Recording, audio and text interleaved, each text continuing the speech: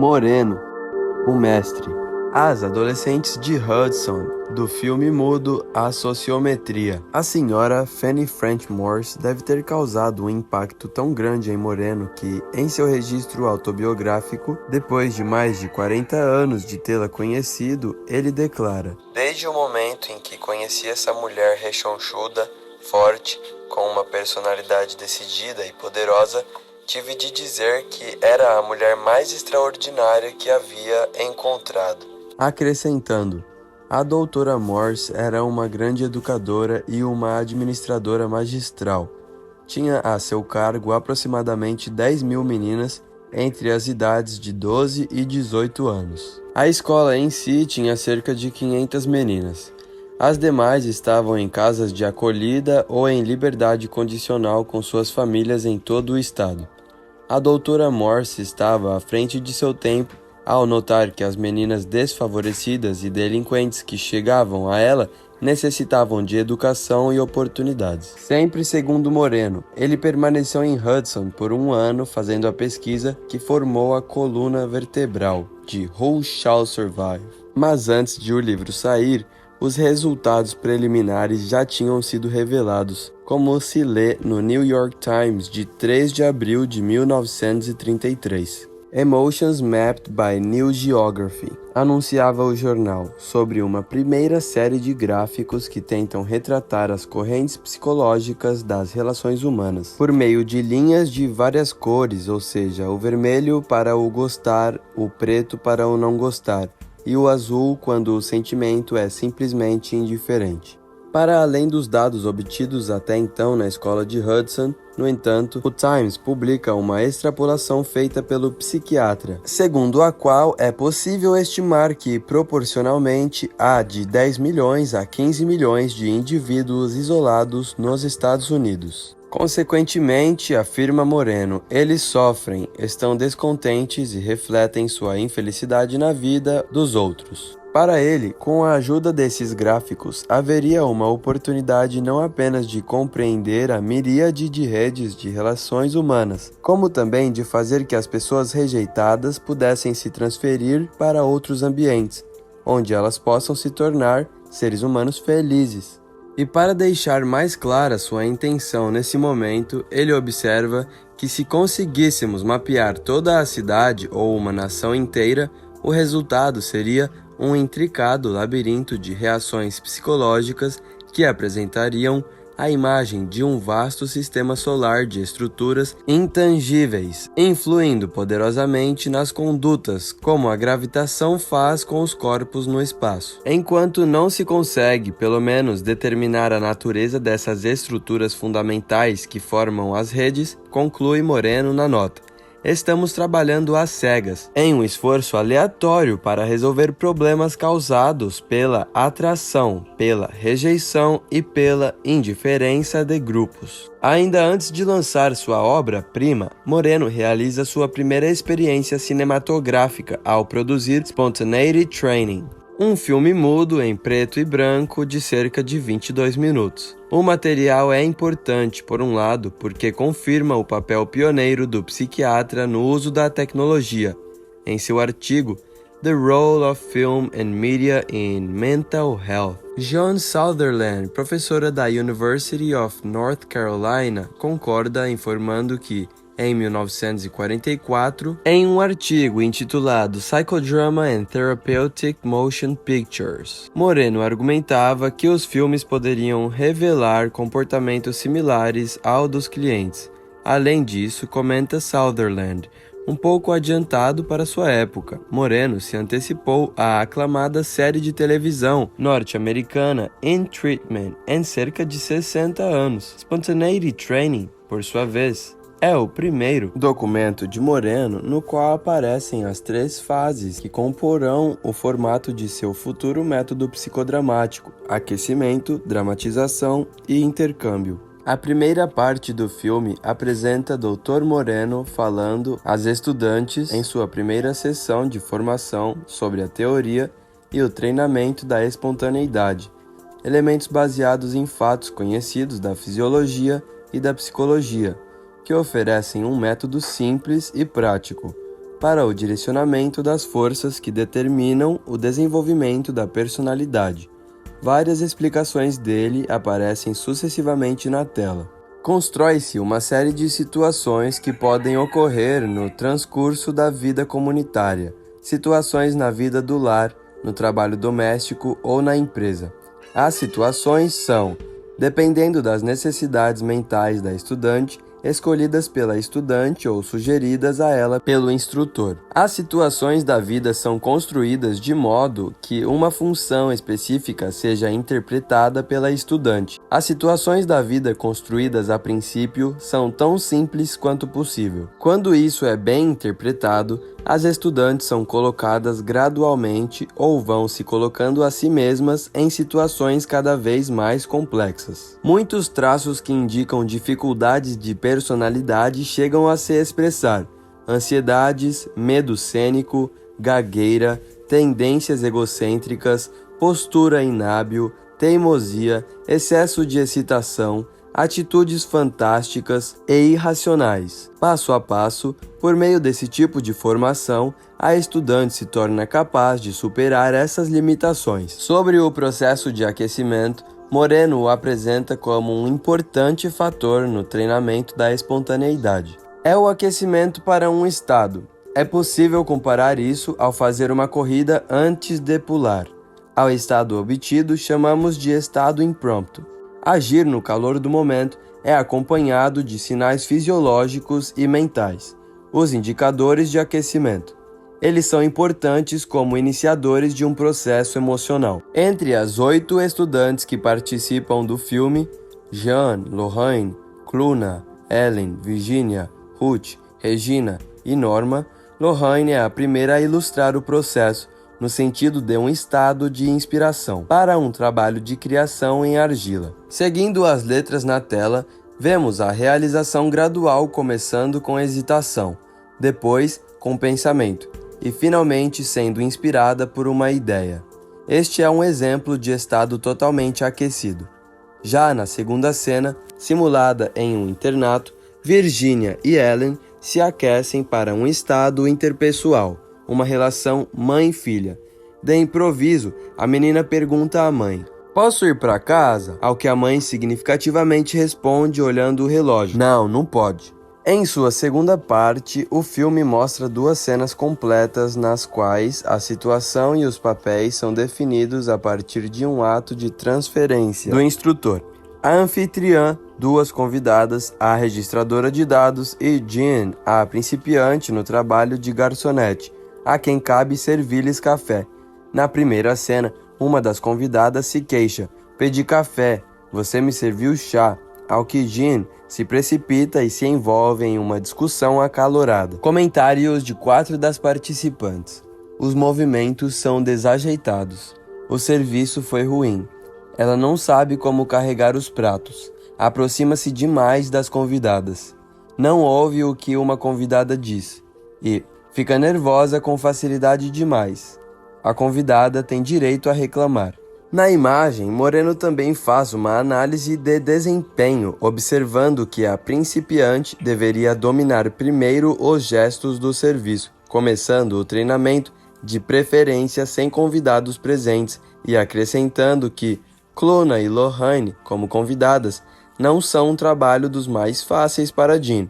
Ou seja, é evidente que essa etapa de intercâmbio estava ainda longe do que viria a ser o sharing no futuro psicodrama terapêutico, como Zerka T. Moreno vai observar na regra 13ª de suas normas, escritas nos anos 1950 a pedido do próprio Moreno.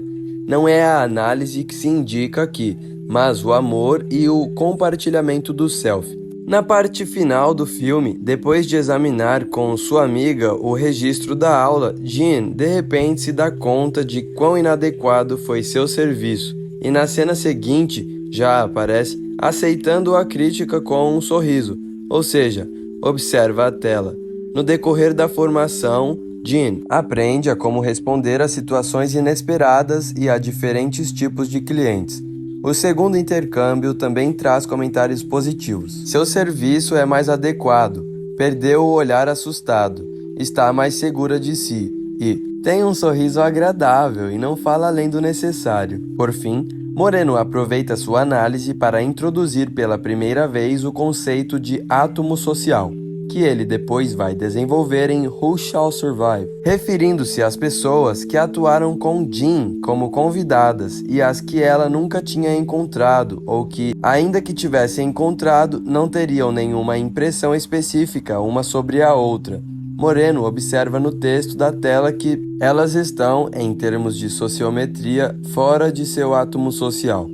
As que foram colocadas como convidadas diante de Jean, com quem ela já está bem familiarizada, e que tiveram uma impressão específica sobre ela, seja positiva, seja negativa, em termos de sociometria, pertencem a seu átomo social. A ambição de alcançar a maior população possível, já anunciada no artigo de 1933 do Times, será confirmada no ano seguinte, quando, ao lançar Who Shall Survive? A New Approach to the Problem of Human Interrelations, Moreno começa seu primeiro capítulo afirmando: um verdadeiro procedimento terapêutico não pode ter outro objetivo senão o conjunto da humanidade.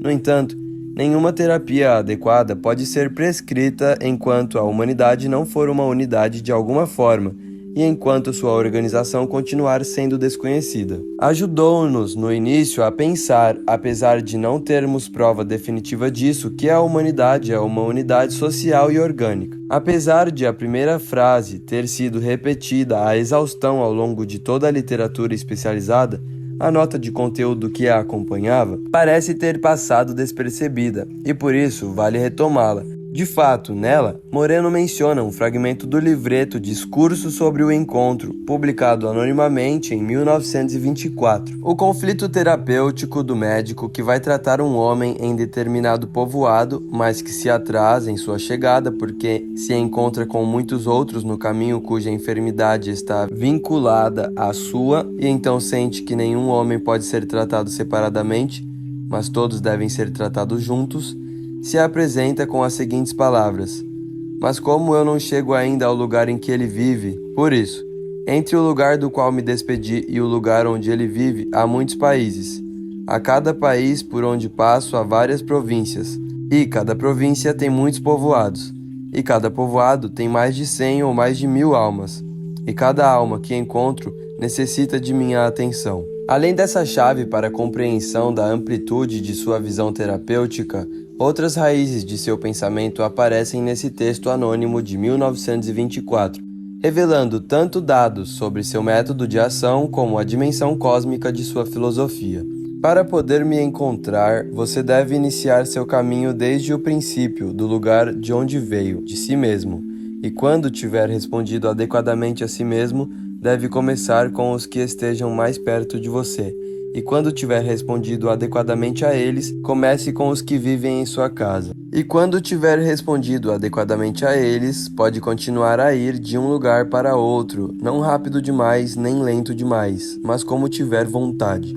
Quando alguém tiver respondido adequadamente às pessoas de sua comunidade, já pode deixá-la. E quando tiver respondido adequadamente aos de seu país, também pode deixá-los. E quando tiver respondido adequadamente aos habitantes da terra, também pode deixá-los. E quando tiver respondido adequadamente a todos os seres do espaço infinito, também pode deixá-los. Quando eu estiver satisfeito em todas as situações, e também os que encontrei, e aqueles que encontraram, e assim sucessivamente até o infinito, então já não há em meu encontro com você nenhuma lágrima, nenhuma interrupção, nenhum mal, nenhuma queixa, nenhuma impropriedade, nenhuma outra imperfeição. Então, me movo mais rápido do que todos para o lugar em que você vive, no sentido de mim mesmo, que só no encontro com você obtém sua plenitude. De fato, é em Who Shall Survive que Moreno apresenta pela primeira vez o conceito de tele, que em The Sociometry Reader, um texto posterior, ele vai descrever como a contrapartida científica do encontro. Começando por Tales de Mileto, de quem afirma ter conhecido o poder da atração dos metais ferrosos, aos quais atribuía uma alma, interpretação posteriormente descartada, Moreno comenta que, 2000 anos depois, Franz Mesmer postulava um poder de atração proveniente, dessa vez, de corpos animais, acreditando que no processo de hipnose um fluido magnético passava do operador ao sujeito e que, portanto, por esse meio, um indivíduo pode agir sobre outro. No entanto, referindo-se ao médico e pesquisador britânico James Braid, Moreno observa que ele demonstrou mais tarde que isso não pode ser comprovado e que os fenômenos emergentes no processo de hipnose são subjetivos em origem. Foi a partir desse ponto, acrescenta Moreno, que Charcot, Freud e outros desenvolveram a psicologia subjetiva atual. Para chegar à sua definição de tele, Moreno argumenta que as inúmeras variedades de atrações e repulsões entre indivíduos exigem um denominador comum. Um sentimento é direcionado de uma pessoa para outra, tem de ser projetado à distância, assim como usamos as palavras teleperceptor, teleencéfalo, telefone, etc., para expressar a ação à distância, para expressar a unidade mais simples de sensação transmitida de um indivíduo para outro. Utilizamos o termo tele, distante. O conceito de tele é introduzido por nós não por sua conveniência, mas devido à pressão de nossos resultados analíticos. O tema objeto da pesquisa não está coberto por nenhuma das ciências psicológicas e sociais de hoje. Tentando explicar melhor o conceito, Moreno o retoma em outras oportunidades, sobretudo em seu breve artigo Tele, uma definição, incluindo no já mencionado The Sociometry Reader. Nesse texto, ele considera que empatia e transferência são partes de um processo mais elementar e mais inclusivo, Tele, observando também que o processo de reciprocidade não entra no significado de empatia, e que se por um lado a transferência é considerada o fator responsável pela dissociação e pela desintegração nos grupos sociais, por outro, a tele é o fator responsável pelo aumento de mutualidade de escolhas que ultrapassam a possibilidade de acaso e pelo aumento da taxa de interação entre os membros de um grupo. Associado ao conceito de tele, Moreno desenvolve também em Who Shall Survive o conceito de átomo social. De fato, para ele, do ponto de vista sociométrico, a tele, este complexo sentimento, se separa apenas artificialmente de um todo mais amplo, ou seja, trata-se de uma parte da menor unidade viva de caráter social que podemos compreender, o átomo social, e, mais uma vez, na formulação desse conceito, sua inspiração se volta para a cultura grega. Quando Demócrito desenvolveu a teoria do átomo, inaugurou a concepção moderna do universo físico, para afirmar o átomo como a menor partícula viva que compõe o universo. Teve de fechar os olhos para as configurações prevalentes sobre a matéria e reclamar insolentemente que se compunham de outras unidades infinitamente pequenas, elas mesmas indivisíveis, os átomos. Provavelmente, em um enfoque do universo social, podemos aprender com Demócrito e fechar os olhos para as atuais configurações que a matéria social nos apresenta: famílias, fábricas, escolas, nações, etc. Talvez uma mente não distraída com os fatos brutos da sociedade seja capaz de descobrir a menor unidade social viva, ela mesmo não mais divisível, o átomo social. No glossário incluído no fim do livro, Moreno resume o conceito de forma ainda mais explícita. Átomo social, a menor constelação de relações psicológicas que células individuais podem formar no universo social. Trata-se das relações psicológicas de um indivíduo com aquelas outras pessoas às quais ele se sente atraído ou repelido e sua relação com ele. Tudo em relação a um critério específico, como vivendo em proximidade. Posteriormente, tanto o conceito de tele como o de átomo social serão utilizados por Moreno para complementar a análise das relações entre os participantes de sessões psicodramáticas por meio da construção dos chamados sociogramas, ou seja, gráficos que visualizam a estrutura subjacente de um grupo e a posição que cada indivíduo tem dentro dela. Esse será o caso, por exemplo, do paciente AS, um destacado violinista cujo tratamento psicodramático Moreno analisa no artigo Creativity and Cultural Concerns with Special Reference to Musical Expression, publicado em abril de 1939. Além de registrar, em um dos sociogramas, as relações positivas ou negativas entre o músico e as personas de sua família, Moreno retrata graficamente também sua autotele, ou seja, as relações do paciente consigo mesmo. Pelo menos outros 3 conceitos são introduzidos por Moreno em sua obra-prima, que cabe destacar por suas relações diretas com a psicologia, a casa psicológica, a geografia psicológica e as correntes psicológicas. Em relação à primeira, ele constata as dificuldades das meninas que chegam à comunidade de Hudson de se sentir em casa, sabendo por observação quão importante é para jovens adolescentes produzir o apego a um núcleo de pessoas que oferecem proteção e estímulo para o progresso emocional e intelectual. Todo indivíduo gravita no sentido de uma situação que lhe ofereça como personalidade o mais alto grau de expressão espontânea e plenitude, e busca continuamente colegas que estejam dispostos a compartilhar com ele. A casa psicológica é seu objetivo. Essa ideia de casa pode ser idêntica a seu grupo doméstico real, ou pode estar relacionada a uma ou mais pessoas de fora, no sentido de alguém pelo qual ele se sinta atraído. Inclusive, pode ser não mais do que uma vaga ideia em sua mente. No entanto, pode ser suficiente para influir em sua atitude e conduta em seu grupo de casa real. A persistência de um lar depende dos interesses que seus membros têm entre si.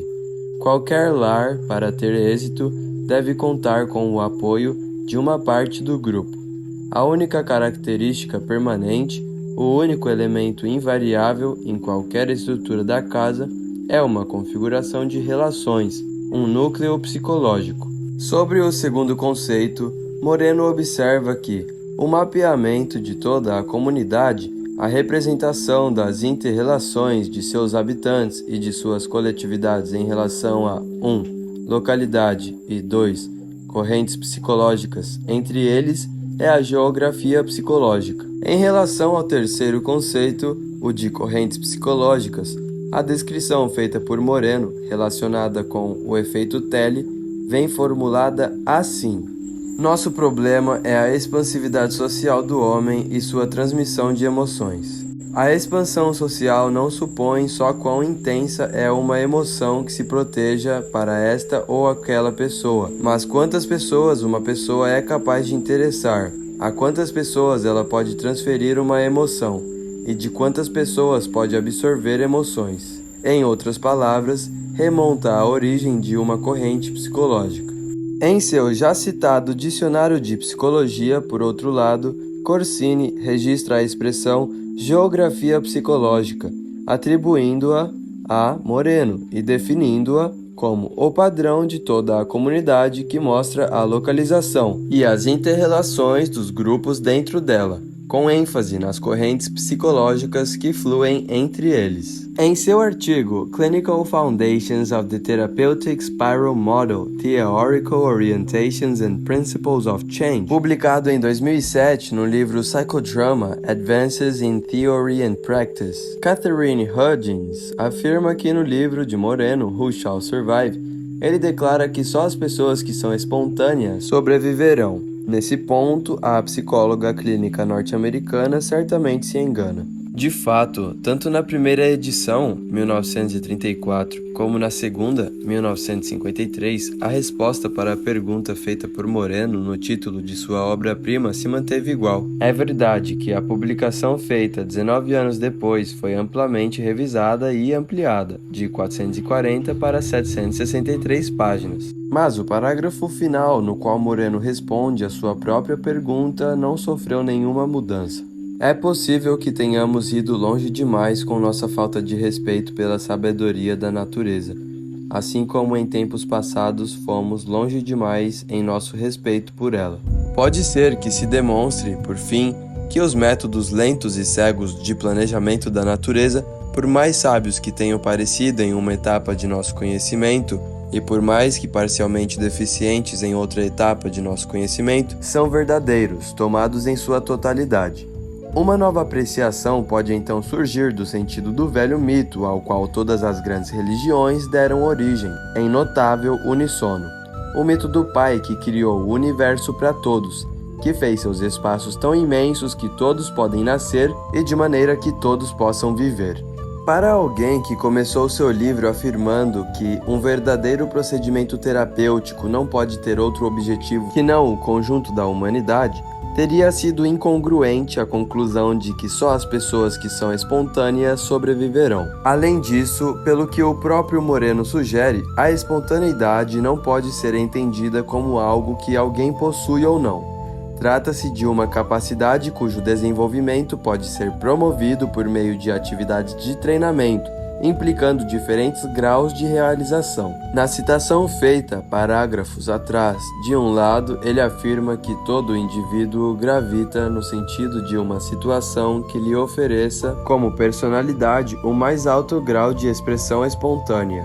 De outro, a edição de 1953 traz em seu glossário a definição dada por Moreno para a espontaneidade como o grau variável de resposta adequada a uma situação de grau variável de novidade. Mais adiante, na terceira edição do seu Psychodrama, ele retomará uma definição operacional da espontaneidade, observando que o protagonista é desafiado a responder em algum nível de adequação a uma nova situação ou com algum nível de novidade a uma situação antiga. Depois de passar um ano em Hudson, Moreno comenta que voltou a Nova York para retomar sua prática e que Ellen Jennings se encarregou da tarefa na instituição. Além disso, observa que no momento em que voltou à cidade, os arranjos de moradia das meninas de Hudson tinham se estabelecido em conformidade com os princípios da sociometria e o psicodrama tinha se tornado parte integral do programa da escola. É por meio de Jennings que Moreno conhece o então professor de psicologia da Universidade de Columbia, Gardner Murphy, orientador da tese de doutorado da pesquisadora. Ele conta em sua autobiografia que em um domingo de 1935 convidou Gardner Murphy e o pedagogo e também professor de Columbia William Howard Kilpatrick para visitar a instituição de Hudson. Anos depois, o próprio Murphy evoca detalhadamente o evento em seu livro Freeing Intelligence Through Teaching: A Dialectic of the Rational and the Personal, que aporta elementos concretos sobre a dimensão didático-pedagógica do trabalho de Moreno em ação. Nunca esquecerei o dia em que tive o privilégio de acompanhar William Howard Kilpatrick para ver a demonstração de Moreno de psicodrama em Hudson. Garotas adolescentes, em sua maioria um pouco atrasadas intelectualmente e que também tinham se envolvido em problemas com a lei, estavam tendo uma escolarização normal com formação profissional e uma rica vida social, por parte de Fanny Frances Morse. E Moreno viera até lá para libertar o potencial das personalidades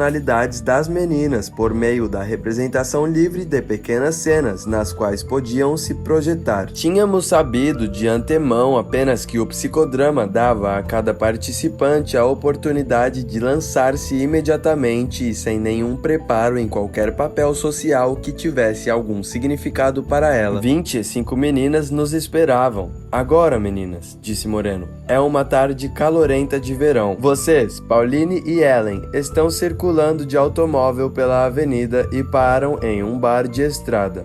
Você, Ruth, é a filhinha de Ellen. Hazel e Janet, vocês são garçonetes. Maria, você é a dona. Muito bem, avante, garotas. Por mais remota que essa situação pudesse ser para essas meninas urbanas de classe baixa, elas se lançaram à cena com imaginação e energia. Foi um grande espetáculo. Então Moreno diria: muito bem, meninas. Ali, critiquem esse jogo. Eunice, Viola e Grace fizeram comentários imediatamente. Ellen não atuou como se realmente estivesse com calor e cansada. Qualquer um poderia ver que Hazel não estava realmente servindo as mesas. Ficou nervosa. Falava rápido demais. Essas meninas estavam aprendendo o trato social por meio da representação, e isso era parte de um esquema claro de educação social, ao qual era dada uma coloração de certa forma psiquiátrica. Não havia dúvida de que as meninas estavam aprendendo, no sentido que John Dewey usava o termo. O colega de Murphy na Columbia University, John Dewey, foi o fundador do movimento filosófico nos Estados Unidos, conhecido como pragmatismo, pioneiro da psicologia funcional e líder do movimento progressista na educação americana, de acordo com a britânica. Além disso, Murphy continua, referindo-se à visita de domingo. No caminho de volta ao carro, Kilpatrick fez uma observação, abrindo subitamente um mundo de incertezas com um único nó e levantando um dilema com clareza. Se Moreno, disse ele, está algo como meio certo, Thorndike está mais do que meio errado. Era claramente John Dewey falando pela boca de Kilpatrick, numa expressão inspirada. Naquele domingo de 1935, quando Dewey e Thorndike ainda estavam vivos, ele personificou o problema da lei do efeito, ou o que chamaríamos hoje de aprendizado por reforço. Espere até conseguir o que deseja e depois recompense-o. Se há algo que você não quer que aconteça, ignore-o, ou, em certas situações, castigue-o. Mas muitas dessas garotas já haviam sido punidas pela vida repetidamente e continuaram a fazer o que lhes causou punição. O psicólogo americano Edward Lee Thorndike também foi professor na Columbia e, em seu dicionário, Galimberti o trata como um dos representantes da psicologia comparada por suas muitas investigações sobre o comportamento por ensaio e erro de gatos e cães, o que o levou a formular a lei do efeito. Para essa lei, Galimberti diz: Thorndike chegou colocando um gato em uma gaiola experimental, na qual era necessário levantar uma alavanca para sair e ter acesso à comida. Ao verificar os tempos de teste, podia-se notar que o gato passava cada vez menos tempo na gaiola, até que, após cerca de 20 tentativas, ele foi capaz de sair assim que o colocavam. Curiosamente, é no mesmo ano da primeira edição da obra-prima de Moreno que John Dewey publica seu Art as Experience, no qual estuda, entre outros aspectos, elementos psicológicos que ocorrem na criação artística. O livro de Dewey também traz sua visão sobre um conceito fundamental para Moreno, a espontaneidade. De acordo com o que o filósofo americano revela, em uma das cartas a seu irmão, Van Gogh diz que, às vezes, as emoções são tão fortes que se trabalha sem saber que se trabalha e as pinceladas vêm com uma sequência e coerência semelhantes às palavras faladas ou escritas. Essa plenitude de emoção e espontaneidade de expressão ocorre, no entanto, apenas para aqueles que foram absorvidos por experiências de situações objetivas, que há muito tempo são absorvidos pela observação de um material relacionado e cuja imaginação se reconstrói há muito tempo, o que eles veem e ouvem. Espontaneidade é o resultado de longos períodos de atividade ou, se não for assim, é tão vazia que não é um ato de expressão. Não há dúvida de que Moreno teve acesso às ideias de Dewey e, sobretudo, ao seu livro Art as Experience, pois passou a usá-lo como referência bibliográfica, por exemplo, em seu artigo Mental Catharsis and the Psychodrama, publicado em 1940. De fato, a identificação de pontos de vista entre Dewey e Moreno é confirmada quando, posteriormente, o nome do primeiro aparece no Conselho Consultivo do Instituto de Sociometria, dirigido por Moreno, em Nova York, em 1948.